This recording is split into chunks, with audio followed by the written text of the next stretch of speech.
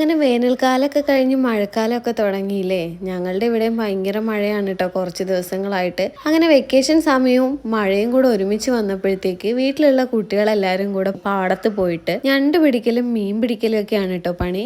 അങ്ങനെ ഞങ്ങളുടെ വീട്ടിലെ കുട്ടി കൊണ്ടുവന്ന ഞണ്ടും ഞൗഞ്ഞിയും മീനും ഒക്കെയാണ് കേട്ടോ ഈ കാണുന്നത്. ഇതിൽ കാണുന്ന ആ തോടുള്ള സാധനത്തിനാണ് കേട്ടോ ഞങ്ങളുടെ ഇവിടെ ഞൗഞ്ഞി എന്ന് പറയുന്നത്. അങ്ങനെ അവൻ തന്നെ എല്ലാം പെറുക്കി ഞൗഞ്ഞീനെയൊക്കെ മാറ്റി ഞണ്ടിനെയൊക്കെ വേറെ മാറ്റിയിട്ട് കേട്ടോ.